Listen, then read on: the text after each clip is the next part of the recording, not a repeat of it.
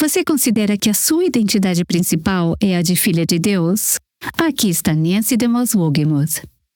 Queridas, o que realmente importa não é se vocês são casadas ou solteiras, se têm muitos filhos ou nenhum. O que importa é estar no centro da vontade de Deus. Essas não são as coisas que definem você. Elas podem até defini-la aos olhos da cultura, mas aos olhos de Deus, o que nos define é o nosso coração. É o nosso relacionamento com Ele, a nossa fé, a nossa confiança, a nossa entrega a Ele.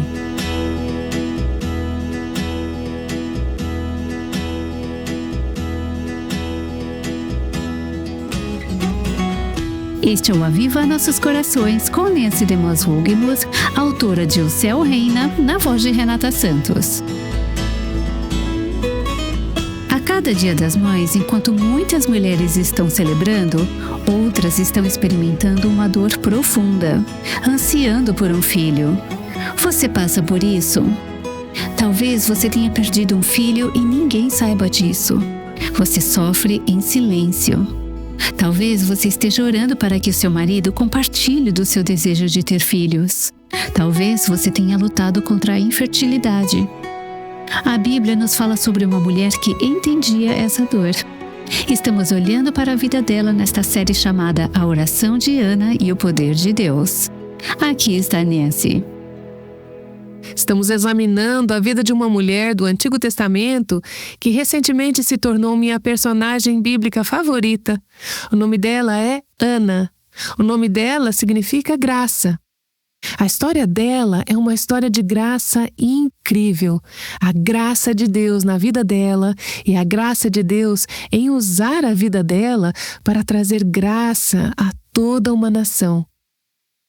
Que história extraordinária de como Deus escolhe e usa uma pessoa improvável para realizar propósitos extraordinários em sua geração, assim como Ele faz também em nossa geração. Nós vimos na última sessão que Ana vinha de uma família onde ela era amada por seu marido. O marido dela era um adorador devoto e seguidor do Senhor, mas havia alguns problemas nessa família. Primeiro, notamos em 1 Samuel capítulo 1, versículo 2, que havia 2 esposas. Eucana, o marido, tinha 2 mulheres. Uma se chamava Ana e a outra se chamava Penina. Nós vimos que esse não era o plano de Deus. Deus não autorizou isso. Era contrário à forma como Ele havia estabelecido o casamento. Mas Deus é capaz, mesmo a partir das nossas falhas, de trazer glória para si e fazer a sua luz brilhar em uma geração escura. Eu sou tão grata por essa graça redentora de Deus. Havia também outro problema naquela família, particularmente na vida de Ana, e era a questão do desejo não realizado de ter um filho. Versículo 2 de 1 Samuel capítulo 1 diz assim: Eucana tinha 2 mulheres, uma se chamava Ana e a outra se chamava Penina. Penina tinha filhos, Ana, porém, não tinha. Essa é a primeira descrição dada sobre essas mulheres. Era isso que as identificava e marcava naquela época em que ter filhos, especialmente filhos homens, para continuar o nome e a linhagem da família, era algo de máxima importância. Era assim que elas eram identificadas naquela cultura. Penina tinha filhos, Ana não tinha. A conclusão, naquele tempo e cultura, era que Penina era abençoada, mas Ana era amaldiçoada. Isso era, na verdade, uma distorção de algo que era uma verdade na palavra de Deus. A palavra de Deus diz que filhos são uma bênção.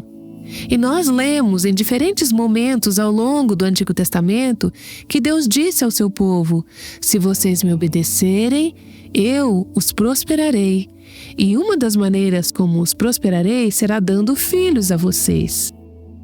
Isso é uma bênção, é algo bom ter filhos, é o caminho de Deus, é o plano de Deus. Em Deuteronômio 28, o Senhor, se vocês o obedecerem, lhes dará abundância de bens no fruto do seu ventre, no fruto dos seus animais e no fruto do seu solo. Portanto, o povo concluiu: se filhos são uma bênção de Deus, se ser fértil é uma bênção de Deus, então, se você não pode ter filhos, se você é estéril, você só pode ser uma amaldiçoada por Deus. Você deve ter um pecado, você deve ter desagradado ao Senhor de alguma forma. Deve haver algo errado na sua vida e a sua esterilidade é um sinal disso. Veja, as pessoas viam uma promessa de Deus e pulavam para a conclusão de que, portanto, qualquer uma que não tivesse filhos era amaldiçoada por Deus. Nessa passagem, não há razão dada para por que Penina tinha filhos e Ana não. Não há um porquê. Não há explicação apresentada aqui. É simplesmente Penina tinha filhos e Ana não tinha. Não é exatamente assim que é a vida muitas vezes? A vida não é justa. Já ouviu seus filhos dizerem isso? Ah, mas não é justo, mãe. E você responde: a vida não é justa. E é verdade. Deus é justo e Deus nunca comete um erro. Ele é bom, Ele é justo, Ele é santo. Mas Deus não trata todas as pessoas da mesma forma e muitas vezes Deus não nos dá uma explicação para as nossas dores, pelo menos não aqui e agora. Nós vamos ver que essa esterilidade, essa infertilidade, a incapacidade de Ana de conceber filhos, tornou-se uma grande dor para ela e trouxe um peso ao seu coração. Mas, nesse ponto da vida dela, não havia uma razão, não havia uma explicação. A vida nem sempre funciona do jeito que queremos, do jeito que achamos que deveria ser. Nós gostamos dessas fórmulas simples e arrumadinhas. Você obedece a Deus e será abençoada. Ok, mas o que significa a bênção? No caso de Ana, eu quero ter filhos. Se eu obedecer a Deus e amar a Deus, Ele vai me abençoar e, portanto, eu terei filhos. E quantas mulheres que não puderam ter filhos se viram esmagadas pelo peso, pela culpa, pelo fardo daquilo que pensam, o que talvez outros tenham lhes dito. Ah, se você apenas confiasse mais em Deus, se você apenas orasse mais, se você fosse mais espiritual.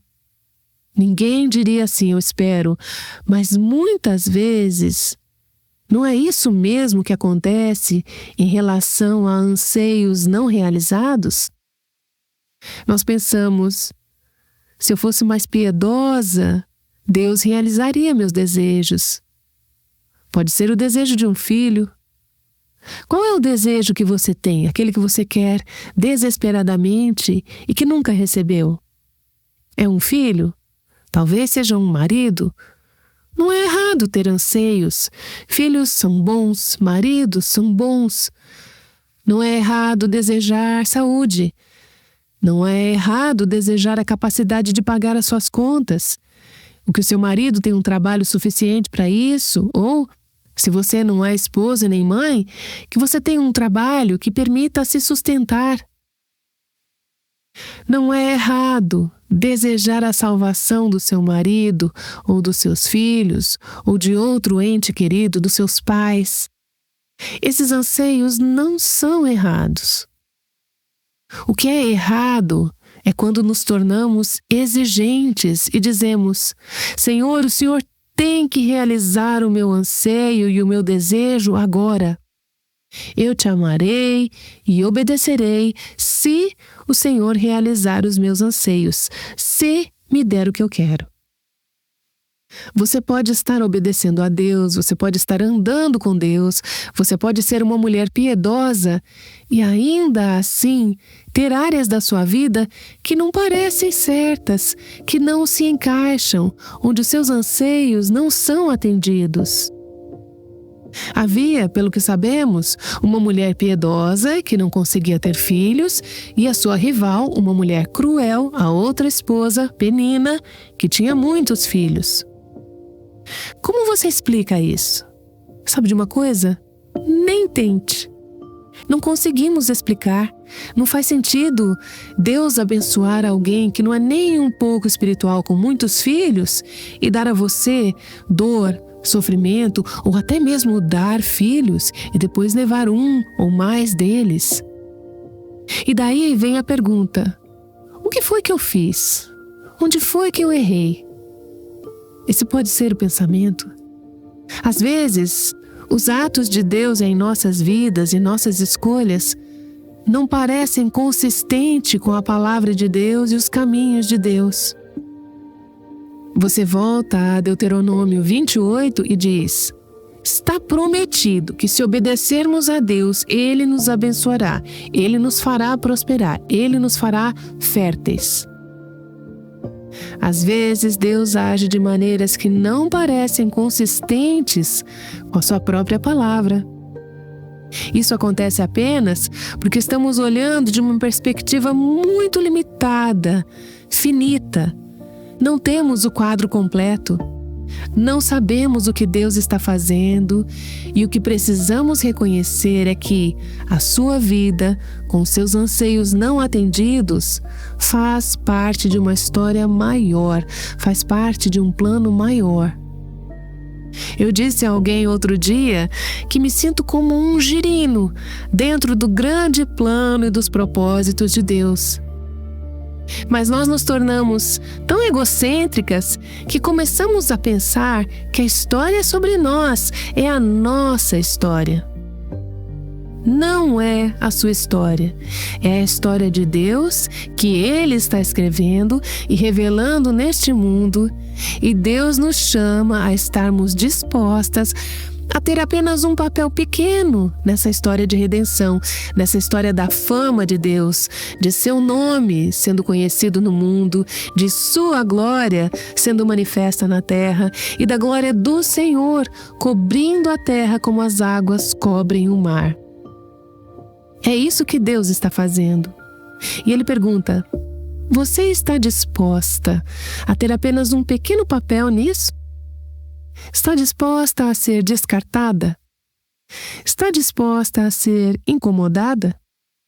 Está disposta a ter anseios não realizados, se for necessário, para que eu possa cumprir os meus propósitos maiores na sua vida e no nosso mundo? O que Deus nos chama a fazer? Ele nos chama a confiar em seu coração quando não conseguimos ver o que Ele está fazendo. Não conseguimos entender, Ele nos chama a confiar. Deus, Tu és bom. O que quer que determines, Tu és Deus. Eu aceito o Teu plano, eu confio em Ti.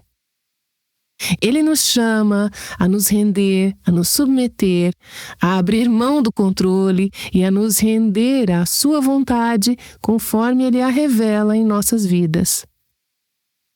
Isso não significa que, ao se render a Deus, você não terá mais anseios por um marido, um filho, um emprego ou saúde.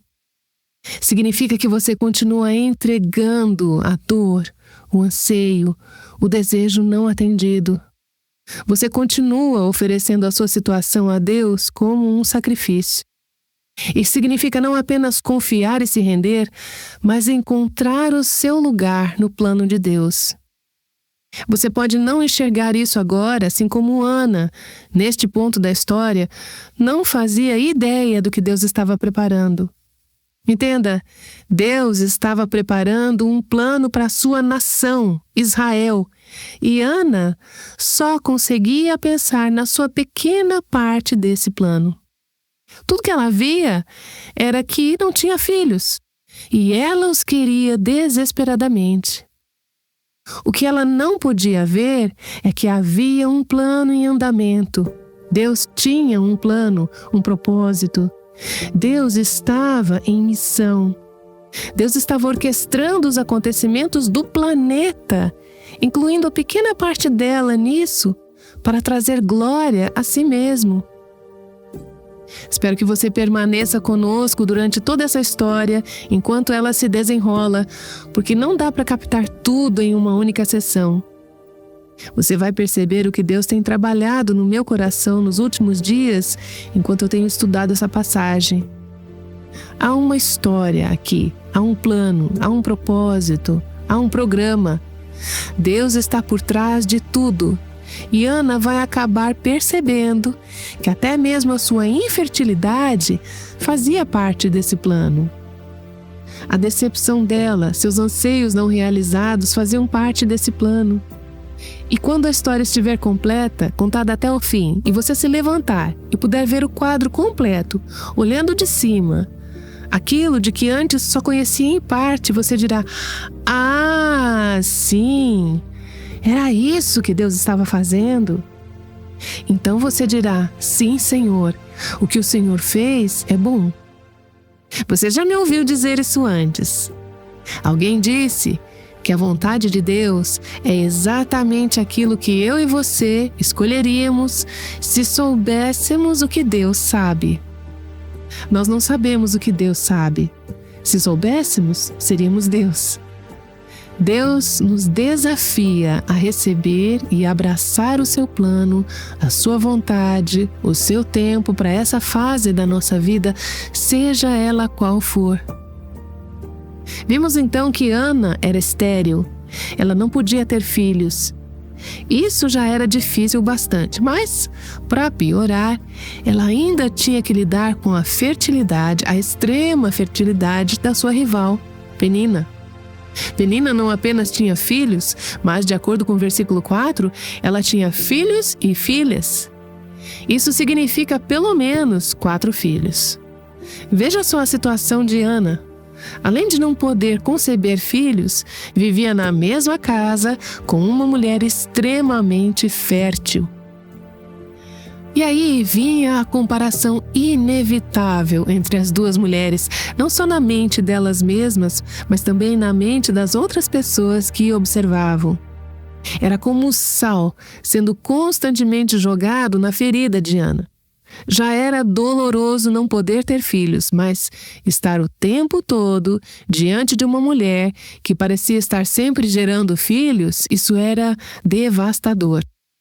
Você pode imaginar como mulher o ciclo emocional que Ana devia enfrentar a cada mês. Todo mês ela pensava: talvez seja agora que eu vou engravidar, apenas para se decepcionar novamente. Mês após mês, mês após mês, mês após mês. E daí vinha a notícia: Penina está grávida de novo. Penina vai ter outro bebê. E Ana tinha que cerrar os dentes e dizer: que maravilha! Deus a abençoe.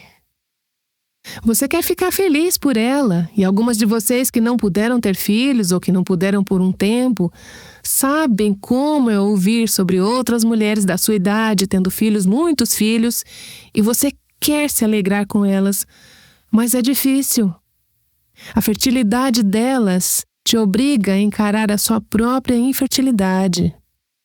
E isso pode se aplicar a qualquer tipo de anseio.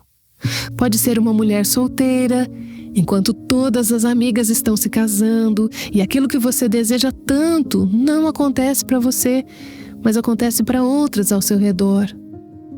Assim, Ana estava diante dessa realidade. Ela via a barriga de Penina crescer. Talvez, como segunda esposa no lar, tivesse até que ajudar no parto dessa mulher rival, dessa mulher competitiva. Ela ouvia o choro do recém-nascido de Penina, ela via Penina amamentar e segurar o bebê, e cada repetição dessa cena era como uma facada no coração de Ana.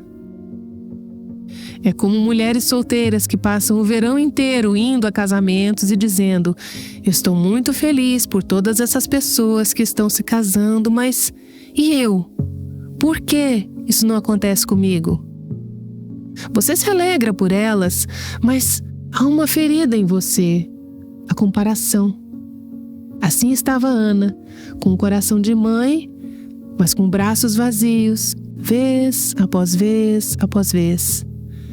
Eram situações sobre as quais ela não tinha controle. Ela não podia se fazer engravidar. Onde quer que olhasse, estava diante da realidade da sua esterilidade e da fertilidade da sua rival. Aliás, é interessante notar que, nessa passagem, as mulheres são descritas apenas em termos da maternidade. Penina tinha filhos, Ana não tinha. Não é interessante como a nossa cultura tende a nos definir e a nos descrever nesses termos? Ela é solteira, ela é casada, ela tem filhos, ela não tem. Seu trabalho, ela é executiva, ela é gerente.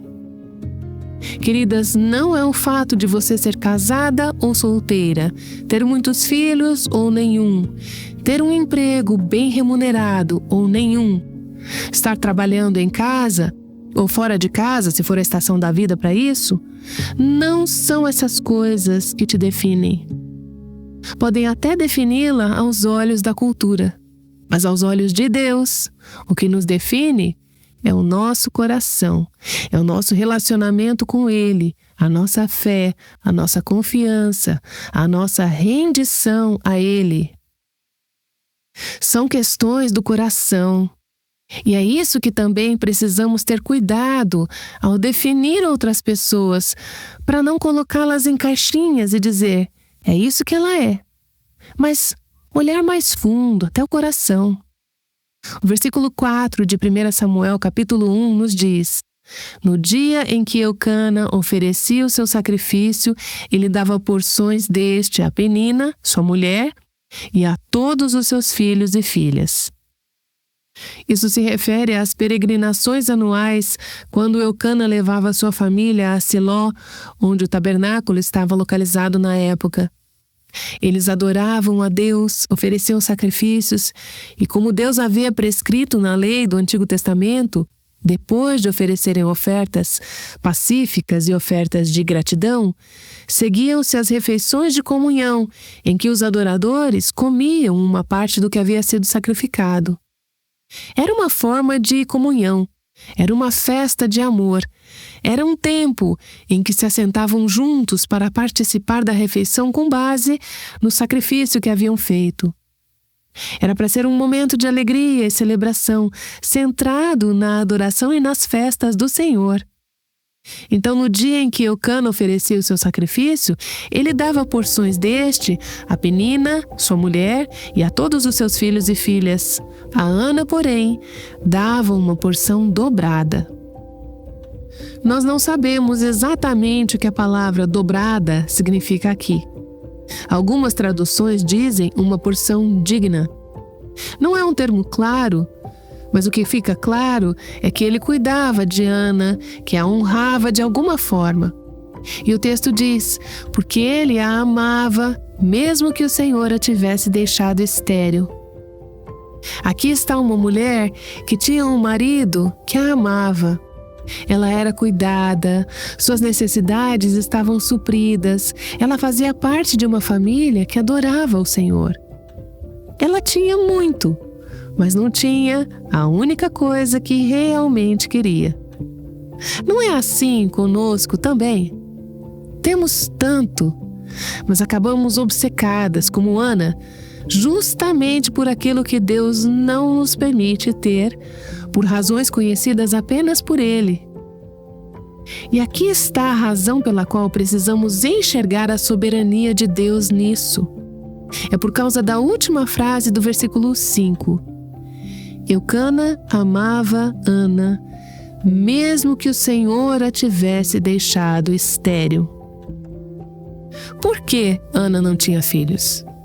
Porque Deus, que abre e fecha o ventre em sua soberania, até aquele momento não havia determinado dar-lhe um filho. É isso que está por trás. O Senhor havia cerrado o ventre dela por razões que Ele não explicou naquele momento. E por razões que, quando olhamos para os nossos próprios anseios não realizados, Deus pode nunca explicar deste lado da eternidade.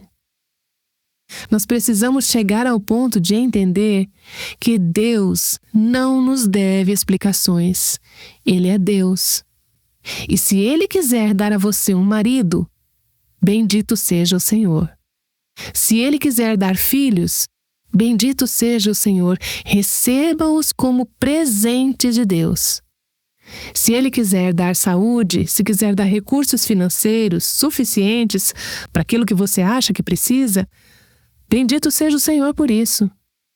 Mas se Deus retém algo que você acha que é bom, que se Ele desse seria bom, mas Ele, por um tempo ou de forma permanente, o retém de você, é preciso chegar ao ponto de se curvar diante da soberania dele e estar disposta a viver com o mistério, a dizer: eu não sei porquê, eu não entendo porquê, mas eu vou viver com o mistério porque eu sei que Deus sabe. Isso é repetido no versículo 6.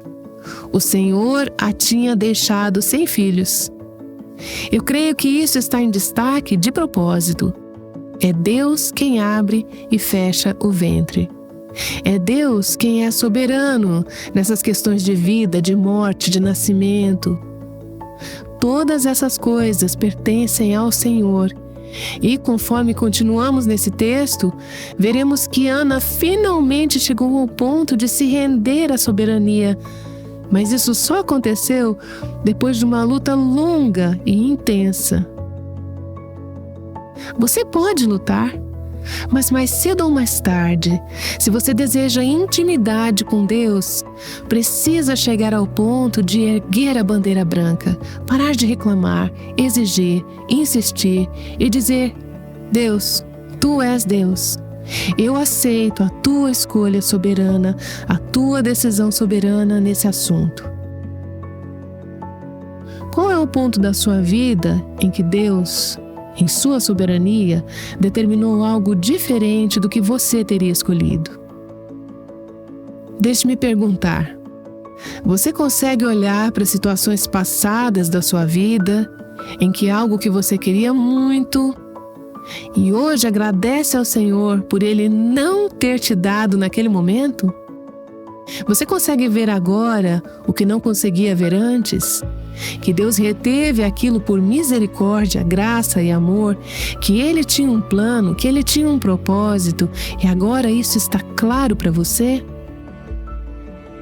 Deus nos permite ver algumas dessas coisas com o tempo. Mas será que você pode confiar agora, mesmo sem enxergar, que Deus tem um plano e um propósito na área em que a soberania dele contraria os seus anseios não realizados? Você está disposta a dobrar os joelhos, a curvar o coração e dizer: Senhor, eu aceito. Eu anseio por isso, mas eu entrego os meus anseios a Ti. Eu confio em Ti e eu sei que Tu estás cumprindo os Teus propósitos. E eu confio que continuarás a fazê-lo. Nesse Demos Vogue, você tem nos guiado pelo processo de nos rendermos à vontade de Deus. Ela volta em 1 minuto para orar. Você já parou para pensar sobre o que significa entregar a Deus os seus desejos mais profundos, abrir mão de algo que você quer, sabendo que Ele lhe dará algo melhor? Eu sei. É tão difícil confiar em Deus quando não conseguimos ver o que vai acontecer. É por isso que Nancy ora regularmente para que Deus a ajude a andar pela fé e não pelo que vê. Essa frase vem de 2 Coríntios 5:7. Você também poderia orar isso para a sua própria vida? Senhor, ajuda-me a andar pela fé e não pelo que vejo. Quando você se sente pressionada pelas exigências da vida, como você reage? Essa é uma pergunta importante e vamos descobrir a resposta amanhã aqui no Aviva Nossos Corações. Aguardamos você. Agora Nancy está de volta para orar conosco. Pai, eu sei que as coisas que eu compartilhei hoje caminham pelo território do mistério. E há muito mais perguntas sem respostas do que aquelas que eu consegui responder. Mas, Senhor, obrigada por podermos confiar em Ti com nossas perguntas não respondidas. E neste momento, queremos entregar a Ti aquele desejo não realizado, aquela área de nossas vidas onde Tu fechaste a porta, onde não nos permitiste ter a coisa que queremos ou aquilo que pensamos precisar, a boa dádiva. Senhor, em meio a isso, queremos ser adoradoras, fiéis, seguidoras dedicadas de Jesus Cristo. Fiéis se Tu nos deres aquilo que desejamos, mas, Senhor, queremos dizer que não Te amamos apenas pelas Tuas dádivas, nós Te amamos porque Tu és Deus. Não queremos ser amantes pagas. Pedimos que nos concedas a graça para pensar e reagir dessa forma. Eu oro em nome de Jesus. Amém. O Aviva Nossos Corações é o ministério em língua portuguesa do Revive Our Hearts com Nancy DeMoss Hogemuth, sustentado por seus ouvintes e dedicado a chamar mulheres à liberdade, plenitude e abundância em Cristo.